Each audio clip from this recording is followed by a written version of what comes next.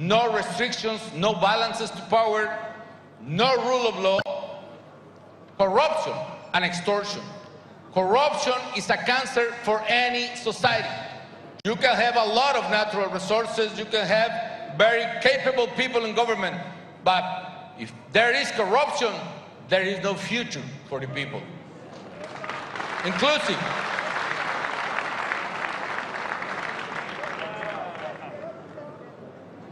What are the inclusive institutions? Transparency and freedom of information, plurality, check and balances, rule of law. That could be the most important things in the social institutions. Well, with all those information, finally, what would you suggest? What could be, not for Nigeria, not for Mexico, but for some kind of hypothetical route or path for development? One for me is probably the most important in the case of Mexico, because we have not yet, unfortunately, is rule of law. Yes, we suffer a lot of crime, we suffer a lot of corruption because the lack of rule of law is the reason. Well, how important could be the rule of law? There is an important professor at Harvard University, Robert Barro. He made a very important research. He took all the economic data available after the Second World War to the 90s, exploring or measuring the economic growth country by country, and assigning to any country a variable saying, is this country rule of law country or not? Is this country able to enforce the law or not? With different grades, actually 7 categories of that from 0 to 1. So the outcome of Barro was property rights and legal institutions that foster rule of law are key determinants for economic growth. So basically, the more rule of law have, the more economic growth you will have in the future. It's a very basic rule. How much is that? The measure of Mr. Barro in the 90s was that the difference between a country without rule of law compared with a country with rule of law, regardless the natural resources, regardless the geographic aspects, was a difference of 3% of growth per annum, 34% per decade. What does it mean? If Mexico is growing right now, for instance, at 2 or 3%, probably with rule of law we can grow at 5 or 6% a year. That's a huge difference for our people.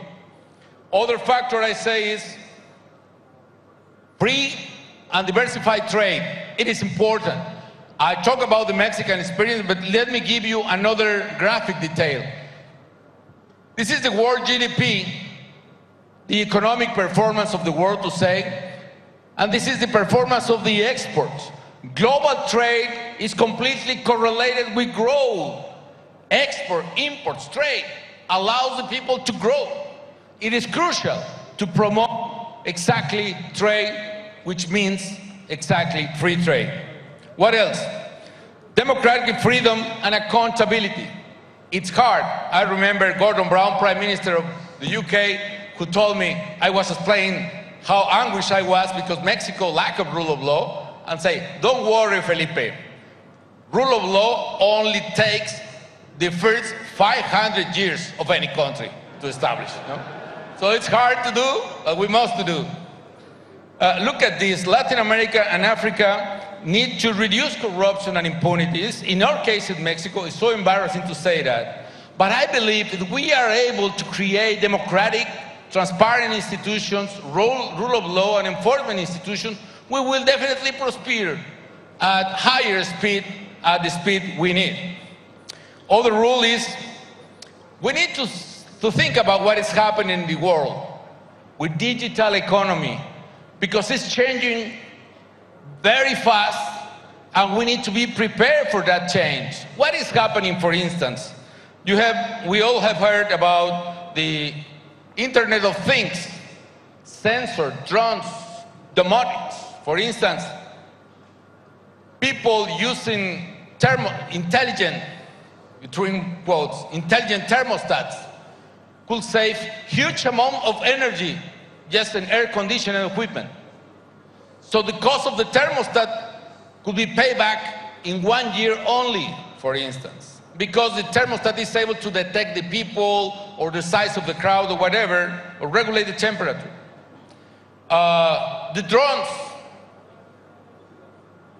the future of drones, for instance, for agricultural purposes, able to see the field, able to see the flag, able to see the level of the field and so on. Others, all those portable devices that will help us to take care of the health of the elderly people, for instance, or for sports or whatever. And other things, the business. Somebody says that in the future, you will build your own t-shirt through the 3D impression in your own house. The printer in your house, if it's 3D, you could build a part. Or for your car, you can print in the shop, in the corner shop, a specific auto part for your car. The networks, infrastructure, etc. It's a new world that is coming, and we need to prepare our kids to that world, and we need to make a leapfrog between the future and today. And finally, last but not least, climate economy. The new economy must be responsible with the environment. We cannot afford to be irresponsible, because climate change and damaging natural resources will damage the poorest country first. The poorest family will suffer a lot, and we cannot allow that. Look what is happening exactly. This is, in red, the CO2 concentrations in the atmosphere since the 10th decade, the last 1,000 years to say, until the year 19, and last century, the beginning of last century. It was roughly stable, to say. And you can see the temperature on average of the Earth. It was stable as well, more or less. What happened after the Industrial Revolution with the cars and industry, deforestation, all of that? What happened is the CO2 concentration skyrocketed, and global temperature rose as well. And that is creating climate change. And we are suffering terrible drought that we had never before. And suddenly floods and rains. And in Europe, we came from Paris in the plane. It was a very long trip, 28 hours flying, but was nice. No? But in Paris, it was snowing yesterday. Today is spring, or tomorrow. And you can see in the North Pole the highest temperature ever. It's incredible what is happening, and damaging the weather, damage the infrastructure, the poorest families, the houses or whatever. So we need to stop that. And we didn't take action. We need to take, because we, the developing countries living in the middle of the tropics, are going to suffer the most from hurricanes, from droughts, from floods and so on. What are the reasons we are not taking action? Because we believe, or the leaders, or the businessmen, or some people say, no, if you are responsible and tackle climate change, you will fail in economic development. It's not possible to get economic growth and at the same time to reduce carbon emissions. However, in the Commission for the Economy and Climate, which I had the honor to chair with Lord Nicholas Stern and others, we made a very serious research with the support of quite serious institutions around the globe. And we arrived with data and demonstration to a bold conclusion. This is a false dilemma. It's not true that we need to choose either economic growth or climate change, or tackling climate change. We can do, and we must do both. It is possible to have better economic growth and to have better climate at the same time. We can do it. But in order to do that, we need to change three big systems. One is the land use, meaning we need to stop deforestation. Deforestation and bad practices in agriculture is responsible for 25% of the total emission.